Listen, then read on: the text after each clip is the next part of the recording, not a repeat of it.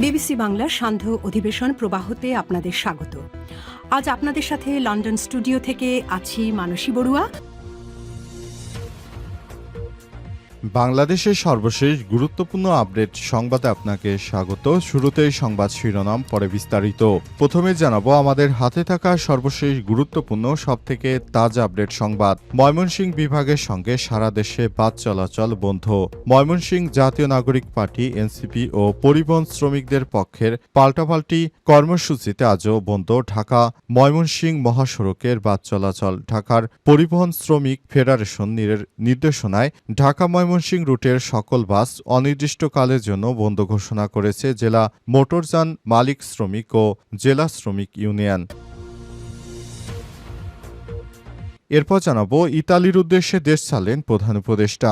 World food ফোরামের flagship ইভেন্টে বিশ্ব খাদ্য কর্মসূচিতে যোগ দিতে ইতালির রাজধানী রোমের উদ্দেশ্যে দেশ ছেড়েছেন অন্তর্বর্তীকালীন সরকারের প্রধান উপদেষ্টা প্রফেসর ডক্টর মোহাম্মদ ইউনূস। আজ বাংলাদেশ বিমানের একটি ফ্লাইটে তিনি ইতালির উদ্দেশ্যে রওনা দেন। এদিকে আন্তর্জাতিক অপরাধ ট্রাইব্যুনালে লাইভ চলাকালে ফেসবুক পেজে সাইবার হামলা বললেন চিফ প্রসিকিউটর। আন্তর্জাতিক অপরাধ ট্রাইব্যুনালে শেখ হাসিনা সহ ৩ জনের বিরুদ্ধে ২০২৪ সালের জুলাই আগস্টে সংগঠিত মানবতাবিরোধী অপরাধের মামলায় যুক্তিতর্ক উপস্থাপন সরাসরি সম্প্রচার চলাকালে ফেসবুক পেজে সাইবার হামলা হয়েছে বলে জানিয়েছেন চিফ প্রসিকিউটর তাজুল ইসলাম। আজ তিনি এই তথ্য জানান। তিনি বলেন, সাইবার হামলার পর এটি উদ্ধার করা হয়েছে। এদিকে নারায়ণগঞ্জে ৪০ জনকে হত্যা শামীম ওসমানের ছেলে অয়ন ওসমানের বিরুদ্ধে তদন্ত প্রতিবেদন ১১ জানুয়ারি। মানবতাবিরোধী অপরাধের মামলায় ১১ জানুয়ারির দিন তার ট্রাইব্যুনালে বিচার কাজ সম্পন্ন হবে। জুলাই আগস্ট আন্দোলনের সময় নারায়ণগঞ্জে সংগঠিত হত্যাকাণ্ডের দায়ে মানবতাবিরোধী অপরাধের মামলায় সাবেক এমপি শামীম ওসমানের ছেলে ইমতিনান ওসমান অয়ন সহ ৮ জনের বিরুদ্ধে আগামী ৩ মাসের মধ্যে তদন্ত প্রতিবেদন দাখিলের নির্দেশ দিয়েছে আন্তর্জাতিক অপরাধ ট্রাইব্যুনাল। এবং সর্বশেষ জানাবো হোটেলে নিয়ে রাতভর প্রেমিকাকে ধর্ষণ, হাসপাতালে নেয়ার পথে মৃত্যু। গাজীপুরের কালিয়াকৈরে একটি আবাসিক হোটেলে রাতভর ধর্ষণের শিকার হয়েছে কিশোরী। এরপর তার মৃত্যুর অভিযোগ পাওয়া গেছে। ওই কিশোরীর লাশ উদ্ধার করেছে পুলিশ। এই ঘটনায় জড়িত থাকার অভিযোগে 2 যুবককে আটক করা হয়েছে। নিহত কিশোরীর বয়স 17, বাড়ি গাইবান্ধায়। আটক 2 ব্যক্তি হলেন মমিনুল ইসলাম 22 ও আতিকুর রহমান 23। আটক মমিনুল রাজশাহীর বাগমারা উপজেলার উত্তর সাজুরিয়া এলাকার হেলাল উদ্দিনের ছেলে, আতিকুর পাবনার চাটমোহর উপজেলার নিমাইচূড়ার বাসিন্দা। প্রিয় দর্শক, এতক্ষণ শুনছিলেন সংবাদ শিরোনাম, এবারে বিস্তারিত। তবে তার আগে বন্ধুরা অনুরোধ থাকবে এই সংবাদটিতে একটি লাইক দিন। এই চ্যানেলে আপনি নতুন হয়ে থাকলে আমাদের সংবাদটি দেখতে দেখতে চ্যানেলটি সাবস্ক্রাইব করে রাখুন। কমেন্ট করে বন্ধুরা আপনার মূল্যবান মতামত জানিয়ে দিন আপনি বিশ্বের কোন দেশ থেকে বা বাংলাদেশের কোন স্থান থেকে আমাদের সংবাদটি দেখছেন এবং শুনছেন। এবারে বিস্তারিত।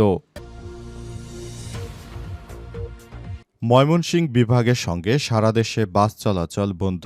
ময়মনসিংহের জাতীয় নাগরিক পার্টি এনসিপি ও পরিবহন শ্রমিক পক্ষের পাল্টাপাল্টি কর্মসূচিতে আজও বন্ধ ঢাকা ময়মনসিংহ মহাসড়কে বাস চলাচল। ঢাকায় পরিবহন মালিক শ্রমিক ফেডারেশনের নির্দেশনায় ঢাকা ময়মনসিংহ রুটের সকল প্রকার বাস অনির্দিষ্টকালের জন্য বন্ধ ঘোষণা করেছে জেলা মোটরযান মালিক সমিতি ও জেলা শ্রমিক ইউনিয়ন। আজ ভোর থেকে বন্ধ রয়েছে ময়মনসিংহ হয়ে ঢাকাগামী শেরপুর, জামালপুর, নেত্রকোনা, কিশোরগঞ্জ সহ 5 জেলার বাসও এতে দুর্ভোগে পড়েছে যাত্রীরা। সপ্তাহের প্রথম কার্য দিবস হওয়ায় ঢাকায় কর্মরত যাত্রীরা বিকল্প যানবাহনে ফেরার চেষ্টা করছেন। প্রসঙ্গত, জুলাই যোদ্ধাকে লাঞ্ছিত করার ঘটনাকে কেন্দ্র করে গত শুক্রবার রাত 8টার দিকে এনসিপি নেতাকর্মী ও জুলাই যোদ্ধারা জেলার ইউনাইটেড গাড়ির কাউন্টারে তালা দিয়ে অবস্থান শুরু করে। জেলা প্রশাসক ও পুলিশ গিয়ে আলোচনা করে পরিস্থিতি সামাল দেওয়ার চেষ্টা করেন। ওই সময় জুলাই যোদ্ধার সঙ্গে খারাপ আচরণ করা এক শ্রমিককে পুলিশ আটক করে। এরপর 4 দফা দাবিতে অবস্থান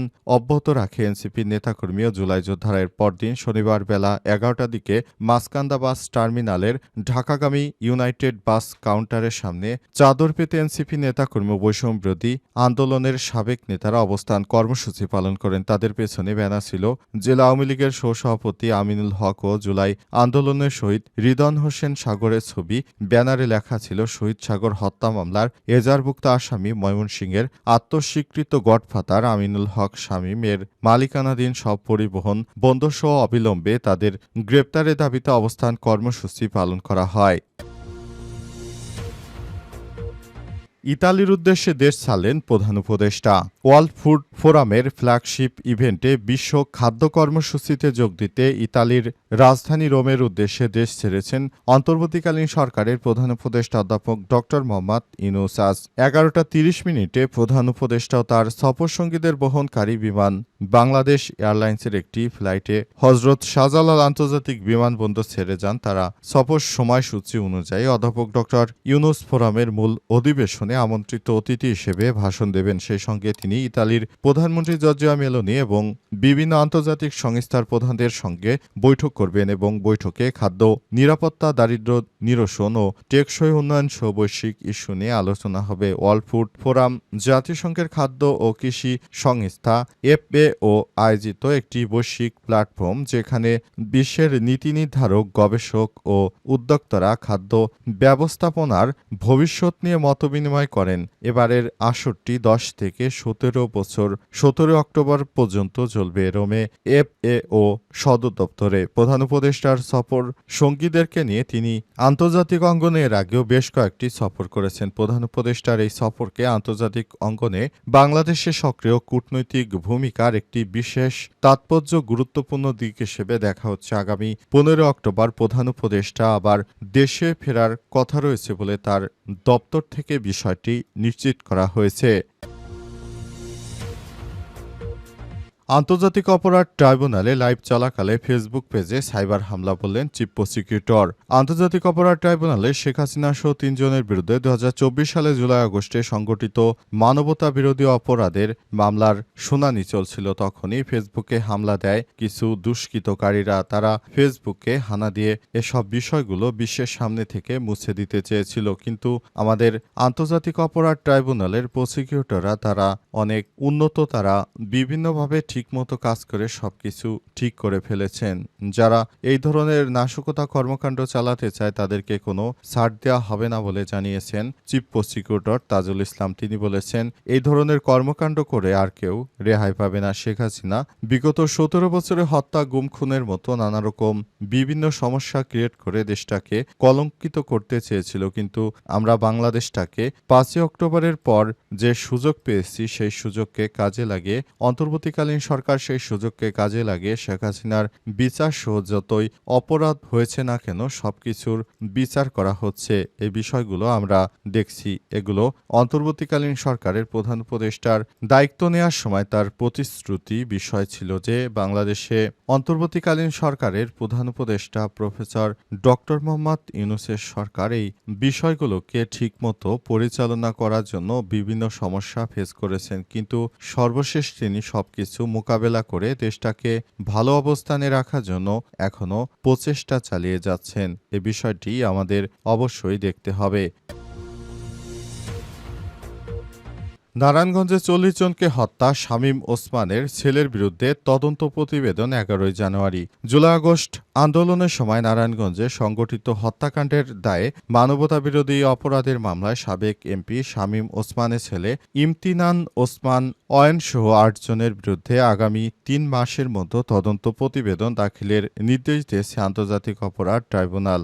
একই সঙ্গে পরবর্তী শুনানির জন্য আগামী বছরের 11 জানুয়ারি দিন ধার্য করা হয়েছে। রোববার 12 অক্টোবর ট্রাইব্যুনাল 1-এর চেয়ারম্যান বিচারপতি মোহাম্মদ গোলাম মর্তুজা মজুমদারের নেতৃত্বাধীন 3 সদস্যের বিচারিক প্যানেল এ আদেশ দেন। ট্রাইব্যুনালের অন্য 2 সদস্য হলেন বিচারপতি মোহাম্মদ শফিউল আলম মাহমুদ ও বিচারপতি মোহাম্মদ মহিতুল হক এনাম চৌধুরী। ট্রাইব্যুনালের প্রসিকিউশনের পক্ষে শুনানি করেন প্রসিকিউটর আব্দুস সাত্তার পালোয়ান। তিনি এই মামলার অগ্রগতি প্রতিবেদন তুলে ধরেন ট্রাইব্যুনালে। একই সঙ্গে তদন্ত শেষ করতে আরও 3 মাস সময়ের আবেদন করেন। পরে তার আবেদন মঞ্জুর করে আগামী 11 জানুয়ারি পর্যন্ত সময় দেন ট্রাইব্যুনাল 1। এই মামলায় একজন গ্রেপ্তার হয়েছেন, তাকে আজ কারাগার থেকে ট্রাইব্যুনালে হাজির করে পুলিশ। উল্লেখ্য, নারায়ণগঞ্জে জুলাই আগস্টে সবথেকে বেশি হত্যাকাণ্ডের ঘটনা ঘটেছে। 40 জনের বেশি ছাত্র জনতা হত্যার শিকার হয়েছেন বলে জানিয়েছে প্রসিকিউশন। এই ঘটনায় সবাই আওয়ামী লীগ ও যুবলীগের অস্ত্রধারী ছিলেন। এর পরিপ্রেক্ষিতে মানবতা বিরোধী অপরাধের দায়ে 8 জনের বিরুদ্ধে মামলা হয়। তাদের বিরুদ্ধে এরই মতো গ্রেপ্তারি পরোয়ানা জারি করা হয়েছে, তবে গ্রেপ্তারের স্বার্থে তাদের নাম প্রকাশ করা হয়নি।